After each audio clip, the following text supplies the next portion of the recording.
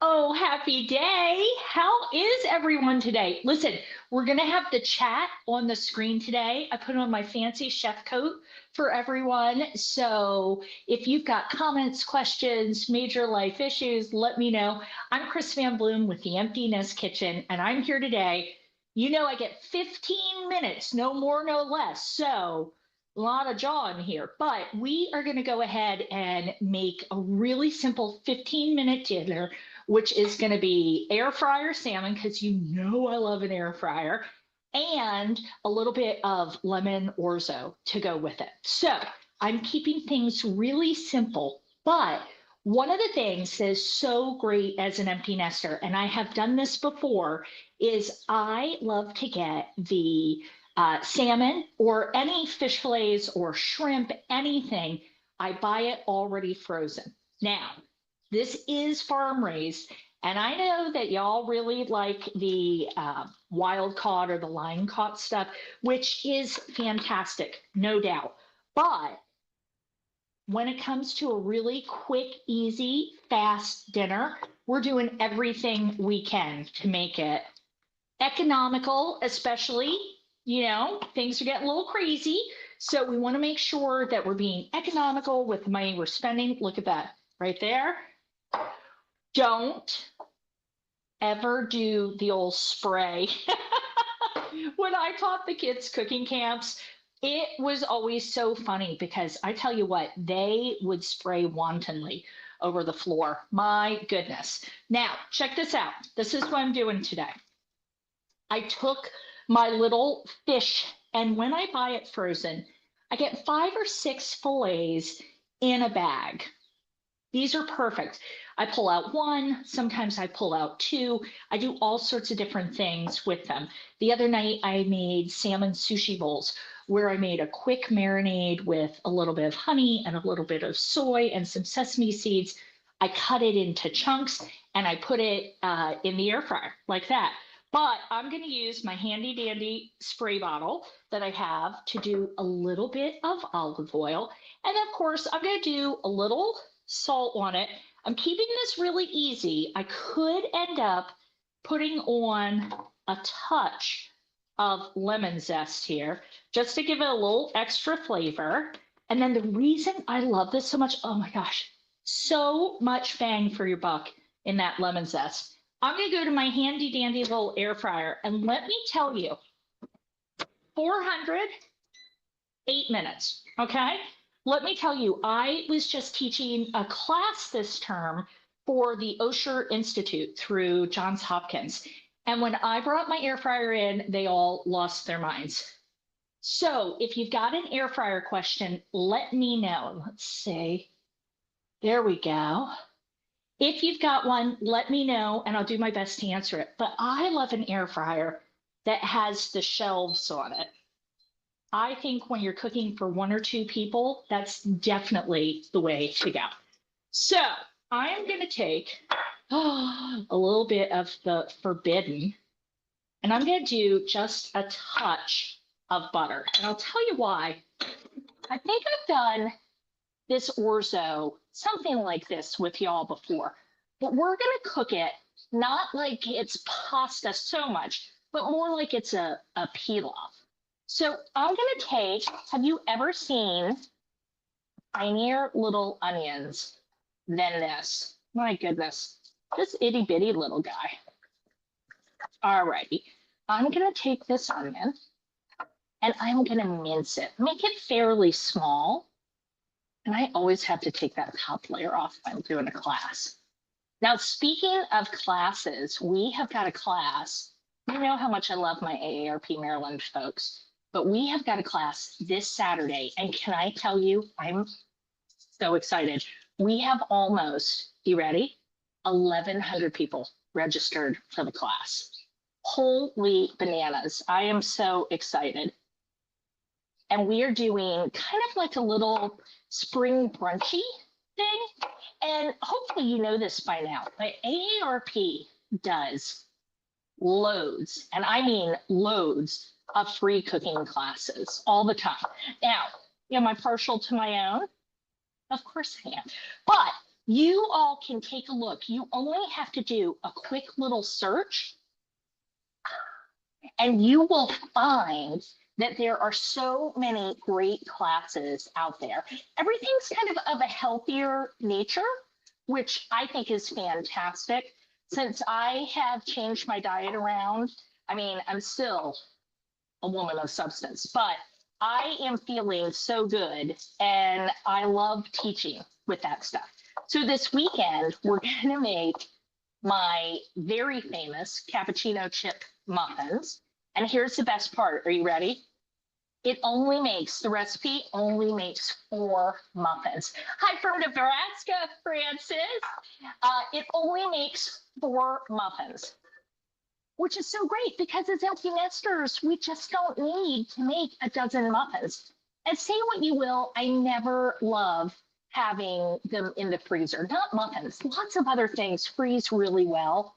But the muffins, I want them warm and fresh out of the oven. So I'm gonna do my cappuccino chip muffins. I'm gonna do eggs with ricotta and chives because I knew my fresh chives. Francis, I don't know if you have your fresh chives yet in Nebraska, but the fresh chives, they are a common. Hey, Sheila made it from Jacksonville. So great to see you. Oh, you're so sweet. You pump up my ego. I love it. All righty. So I just took the orzo and popped it in there with that onion. The onion still needs just a little time, but what I want to do is go ahead and start toasting that orzo a little bit. This is that whole thing where you can get more flavor. We're always trying to figure out more flavor because as we're eating more simple meals, because I will tell you, as somebody who's cooking for 1 or 2 people, I don't want to spend an hour making dinner. I've got more time now. I still don't want to spend an hour making dinner. I'm sorry. Maybe on a Saturday, maybe something like that.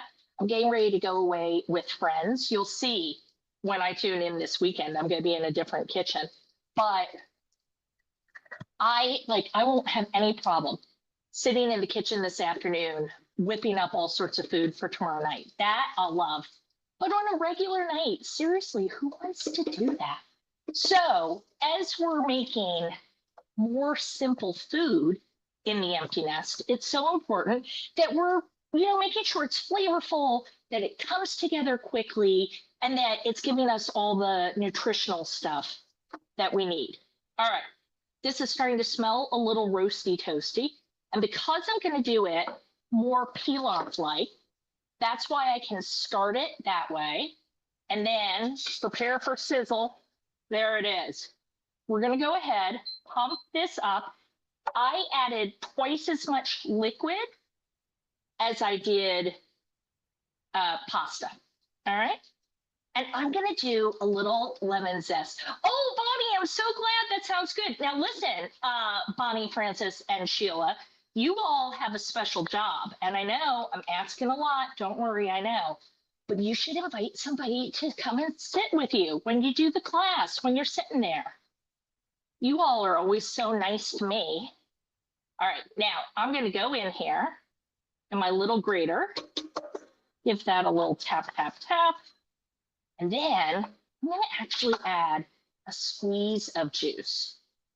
Now, I always like to squeeze it. I'm teaching a college class now, and I still have students. Natalie's here. Aloha. I love my Natalie. All right, Natalie comes from Hawaii. It's always such a joy for me. Everybody is such a joy. Francis in Nebraska, Florida, all that good stuff. Now, hold on. I have some of that vegetable base. Y'all know I love these. I'm going to add a bit of that because it just gives you better flavor. Hey, Pitch, Massachusetts. Okay, you all are spoiling me today. I don't even know what's happening. I love this so much. I put that in because I always say this is your opportunity to get flavor inside your noodle. Otherwise, you're working with, excuse me, you're working with just flavor kind of resting on the outside. This gives it a chance to absorb. So you can use chicken, you can use all of that. Judy's local. Judy's with me locally. I love that. Now, I will tell you, I am going to add, look how beautiful this spinach is. If you all have a chance to go to an international market somewhere, you should totally do that. This was $1.49 for this spinach. And I'm going to make something called japchae, which is a sweet potato noodle with vegetables and some steak. I'm going to make that for dinner tonight. But it has this fresh spinach in. And this fresh spinach, $1.49. That's a good deal. But we all know spinach collapses into nothing. So I'm going to go and do a little, and I don't even mind some yummy spinach stems there, right? Just give it a little rough chop for when this is done. All righty. Now, I think you probably noticed, because y'all are my eagle eyes. I'm looking at Sheila's like, I'll try. I really think it's so important to have friends. I think we need friends. I really do. And I will tell you, I myself personally tend to turtle in. You know what I mean? Like, it's so easy to be at home. Since the pandemic, I turtle in, and I would rather stay at home, be by myself, be with my husband, do all of that. Look at that. Oh my gosh, it's perfect. Perfect. Let's check it. Yeah. Now, I'm going to bring this out in a second, but I want to talk to you about, well, here, I want to talk to you about this salmon, because you can cook the heck out of your salmon if you like. I like mine cooked through, but not getting too, not so it gets tough, because you know how fish will get kind of tough when you overdo it. Oh, here we go. You didn't wash the spinach. I didn't wash the spinach, Judy. I'm a rebel today. I'm a rebel. All right. So one of the things I want to point out to you, I did it, and I don't know if you noticed, and my salmon is hot, but over on the side here, I took the thinner part of the salmon and I tucked that tail under, tucked it right under, because that will help it cook more evenly. What I'm trying to do is make sure my salmon's kind of all as close to the same thickness as I can get it. Whenever you have that little tail, and I always think about like a pork tenderloin or maybe even a beef tenderloin. I mean, who can afford that nowadays? But I always think about it as that part is going to get way overcooked. So whenever I have, and it's just part of the natural fillet of the fish, right? The fish is fatter up top and thinner in the bottom. So when you cut that fillet off, you'll always have that little thin piece. I just tuck it under, and then you have a much more consistent cook through the whole thing. All righty, look at this. Woo! All right, we're gonna bump that up a little because that's who we are today. I love to see that y'all are coming to class. I don't know what I'm gonna do. So I need all of you regulars to be in there. I bet we're over 1,100 by the time it comes. I need all of you regulars in there so that I can see you and say hello and keep my wits about me as we do that. Oh, and I'm doing the extra crispy potatoes. I think I might have done those last year, but they're so good for a brunch. I wanted to throw them in to this one again. And I know that we're all set with this month. Next month is online and open for registration. And I am making a dish that I made in the Osher Institute class that they went so crazy. A number of them came back and told me the next week that they had made it, how much their families, like, you know, adult kids came over to visit, all that good stuff. It was really sweet. It was a really sweet moment. And that's a farro dish with lots of arugula. I'm going to do some grilled shrimp to go with it. You get the vibe. You get the vibe. All right, so let's see how this is coming. This is looking pretty good. Now, I'm letting my orzo cook. I want to give it a little stir. And one of the things that I like to do, and one of the things we're definitely doing here, is we're using that pasta water, right? Because the starch from the pasta goes into the liquid. So you've probably cooked a recipe before where it says, reserve the pasta water and then you dump it down the sink. I've done that so many times. So now if I'm ever doing it that way, I always put a measuring cup right under the colander. I just set it up that way so I don't have to think about it. So I've got that set up. But for this, because we're cooking it in a set amount of liquid, we're not doing it like, oh, we're going to drain this pasta. This works really nicely to help with some creaminess to it without adding any cream. Isn't that the best? Creaminess without adding cream. All right. And I will say at doing a half cup of the pasta and a cup of the liquid, that is ample for 2 people in my world. And you can pump this up. Let's say you really love peas, throw peas in halfway through cooking. If you really love asparagus, throw asparagus in that you've trimmed the bottom and chopped. This video did not show up on the event page. Sorry about that, Deborah. Oh yeah, that's really good. Ooh. I don't even think that needs any salt. All right, here's what I'm gonna do. I'm gonna take my unclean spinach and I'm gonna just pop that in there and give it a little toss.